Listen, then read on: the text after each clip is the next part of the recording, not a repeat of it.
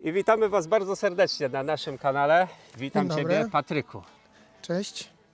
Dzisiaj robimy testy porządnego rozrzutnika obornika, bo takiej maszyny poszukujecie jako gospodarstwo, nie małe, ale rodzinne gospodarstwo. No tak, rodzinne gospodarstwo.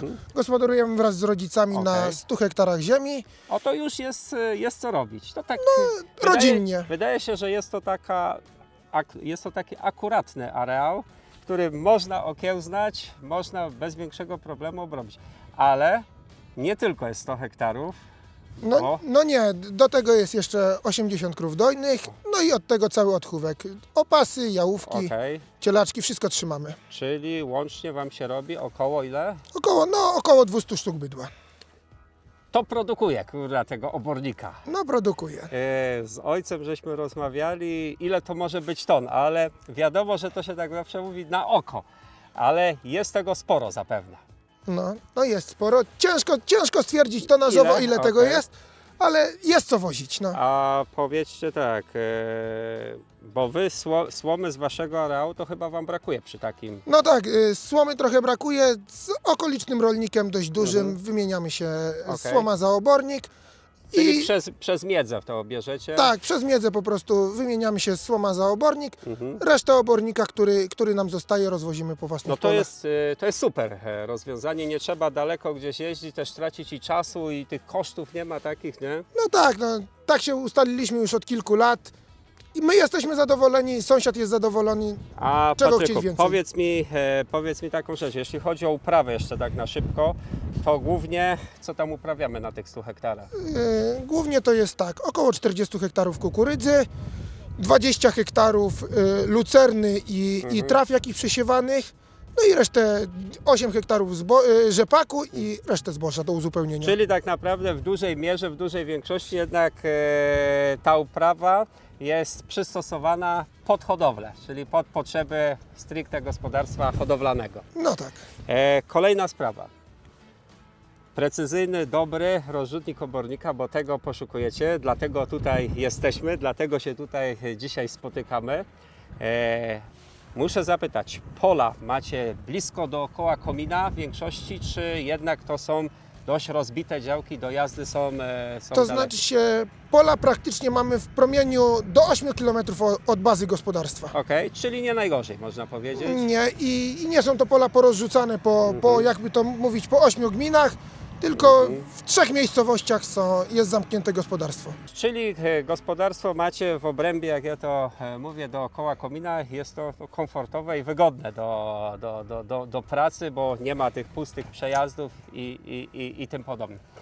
Ale teraz tak, wracając do naszego zapotrzebowania, do naszego pokazu. Sporo materiału, sporo obornika do rozrzucania, ale i pewnie nie tylko, bo wykorzystałoby się tą precyzyjną maszynę do innych materiałów. No tak. Bo co jeszcze byście chcieli No, aplikować? na pewno byśmy rozrzucali nim wapno.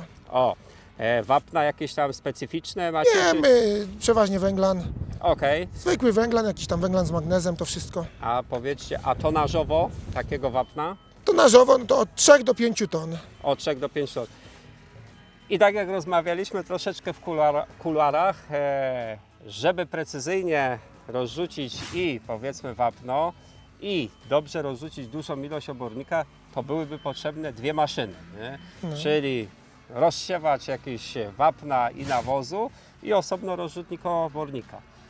A tutaj mamy z nomenklatury, w tłumaczeniu dokładnym, to nie jest rozrzutnik obornika, tylko jest to rozrzutnik uniwersalny, czyli służący do rozrzutu właśnie różnych materiałów.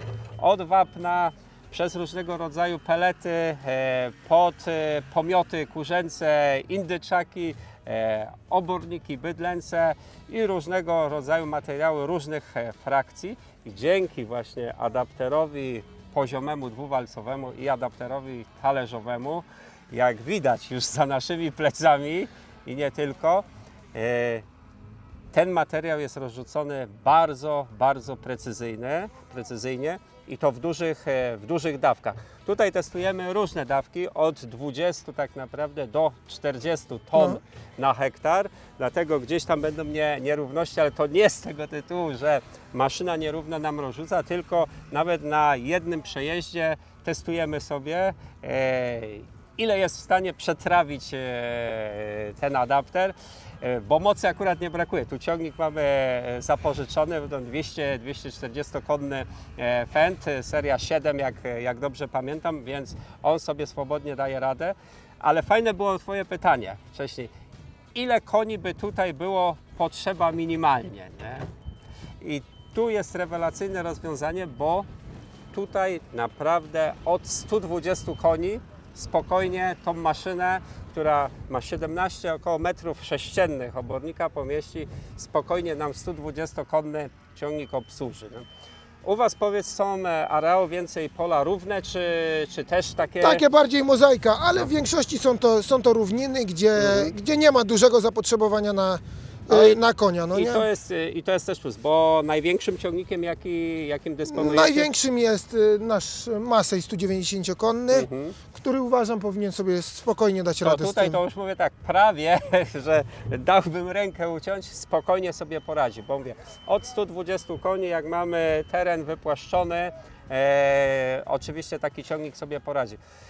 Rzecz jasna, jak będziemy mieli obornik, materiał taki, wiesz, nieprzerobiony, surowy, długosłomowy, no to wiadomo, że adapter poziomy, który działa niczym fres, tak? I ma dokładnie mieli tą masę, no bo to, żeby tak ładnie było rozrzucone, no to materiał musi być mocno rozdrobniony, mocno sfrezowany i precyzyjnie przez talerze rozrzucone, no to wtedy to zapotrzebowanie będzie większe, ale i te 190 koni nawet w tych trudnych warunkach Spokojnie sobie wystarczy, Spokojnie bo sobie i tak poradzi. teraz rozwozimy obornik z głębokiej ściółki, który jest dość trudnym obornikiem, a nie widać sobie, żeby traktor miał jakiekolwiek problemy. Rozrzutnik konstrukcyjnie masywny, mocno trwale wykonany, ale i prosty. Prosty pod kątem sterowania. Ale fantastyczna sprawa, bo do ustawienia tej maszyny możemy użyć smartfona. I tak właśnie w kuluarach sobie to zrobiliśmy, czyli ustawiamy sobie, ile ton chcemy na hektar, jaką szerokością będziemy rozrzucać i wpisujemy po prostu zagęszczenie materiału. Te trzy rzeczy notabene pozwalają nam określić prędkość obrotową hydromotoru, a tym samym prędkość posuwu, który daje nam wskazanie, jaką prędkością ciągnika musimy jechać. I przy zadanej prędkości będziemy mieli taką i taką wydajność. I to w bardzo prosty, szybki sposób jesteśmy wykonać, co zresztą zrobiliśmy. I sprawdza się to. I sprawdza się i to mnie cieszy. Patryku, roboty przed nami, bo jeszcze na Pryzmie kupę obornika do zrobienia, więc nie będziemy przedłużać. Ruszamy do roboty, a ja Ci dziękuję za informację. Super, dzięki. Kliknij jeden z polecanych filmów, aby obejrzeć najlepsze produkcje na naszym kanale. Zasubskrybuj kanał, aby być na bieżąco i nie przeoczyć nowego filmu. Nowe filmy dodajemy codziennie o godzinie 6 rano, a shortsy od 17 do 22.